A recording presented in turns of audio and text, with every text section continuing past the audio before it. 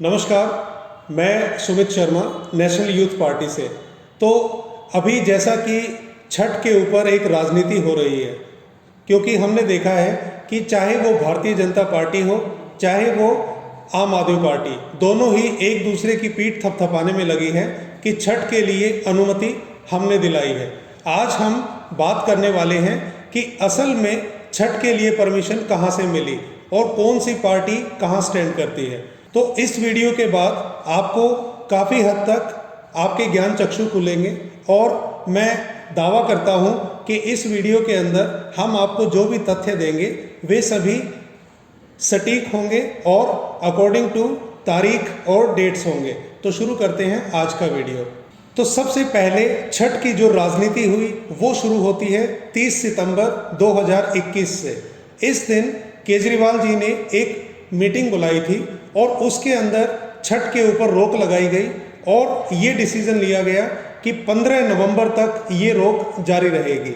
अब इसके बाद 7 अक्टूबर को महाबल मिश्रा जी ने एक पत्र लिखा और उसके अंदर छठ के ऊपर जो रोक लगी हुई थी उसे हटाने के लिए उस लेटर के अंदर कहा गया।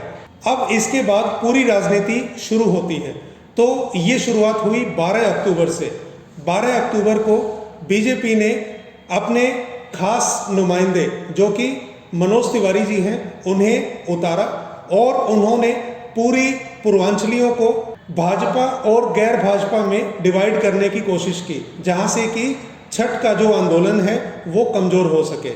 और 12 अक्टूबर को ही आम आदमी पार्टी के मनीष सिसोदिया जी ने मनसुख मांडविया जो कि केंद्रीय स्वास्थ्य मंत्री हैं उन्हें एक पत्र लिखा और साथ ही साथ 14 अक्टूबर को आम आदमी पार्टी के आदरणीय केजरीवाल जी उन्होंने एलजी साहब को एक लेटर लिखा और इसी प्रकार की मांग उन्होंने भी की।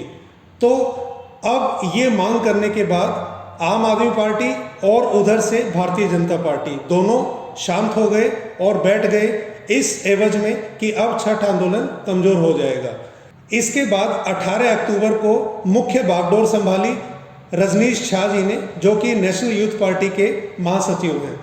उन्होंने एक पत्र एलजी को लिखा और उसके अंदर सटीक शब्दों में लिखा कि आपको 10 दिन का समय है कि आप या तो छठ के ऊपर लगी हुई रोक उसे हटाएं, अन्यथा 29 अक्टूबर को हम अनशन पर उतरेंगे, आमरण अनशन पर, वो भी एलजी हाउस के निवास स्थान पर। अब इस घटनाक्रम में 20 अक्टूबर को एलजी साहब ने साफ इनकार कर दिया छठ की अनुमति देने से। इसके बाद 21 अक्टूबर को 100 से भी अधिक संगठन रजनीश झा जी के समर्थन में आए और उन्होंने कहा कि हम भी आमरण अनशन के लिए तैयार हैं। अब इसके बाद 22 अक्टूबर को एलजी साहब की तरफ से एक घोषणा हुई कि 27 अक्टूबर के दिन एक डिसीजन लिया जाएगा कि छठ से रिलेटेड कि छठ की अनुमति मिलेगी या नहीं, या आंशिक स्थानों पर अनुमति होगी। इन सब के बारे में जो डिसीजन लिया जाएगा वो होगा 27 अक्टूबर। लेकिन उससे पहले 26 अक्टूबर को लगभग 623 संगठन इस समर्थन के लिए आ चुके थे और वे सभी तैयार थे कि हम एलजी हाउस पर आमरण अनशन के लिए रजनीश झा जी का समर्थन करेंगे। तो अब जैसा कि पहले डिसाइडेड था कि 27 अक्टूबर के दिन डिसीजन लिया गया और एक आधा अधूरा सच जो था, लेकिन उसे एक अलग ही ढंग से मनीष सिसोदिया जी ने प्रस्तुत किया और उन्होंने कहा कि सभी घाटों पर अनुमति मिल गई है, लेकिन सच्चाई ये नहीं थी। मनीष सिसोदिया जी ने एक झूठ कहा था। तो क्योंकि इस डिसीजन से जितने भी पूर्वांचली थे वे सहमत नहीं थे, तो इसीलिए 28 अक्टूबर को सिविल लाइन थाना के एसएचओ और क्राइम ब्रांच इंस्पेक्टर दिल्ली और साथ ही साथ एलजी हाउस की एक महिला अधिकारी, उन्होंने फ़ोन के ऊपर एक वार्तालाप किया और उसमें उन्होंने ये दबाव बनाने की कोशिश की कि 29 अक्टूबर को आप सभी लोग वहाँ पर अनशन ना करें। और जैसा कि पहले लग ही रहा था कि 29 अक्टूबर को संध्या 4 बजे एक डिसीजन लिया गया और उसमें जो अभी तक इन लोगों ने कहा था कि वहाँ पर अनुमति मिल गई है, ये सभी वादे फर्जी निकले और यमुना घाटों के ऊपर अनुमति देने से उन्होंने साफ मना कर दिया। तब उसके बाद से 10 से भी अधिक संगठन ऐसे थे जिन्होंने लगातार एलजी साहब को और केजरीवाल जी को लेटर लिखे, लेकिन उनके कान पर जूं तक नहीं रेंगी और कहीं से कोई भी ना तो जवाब आया और ना ही उन्होंने मीटिंग के लिए हामी भरी।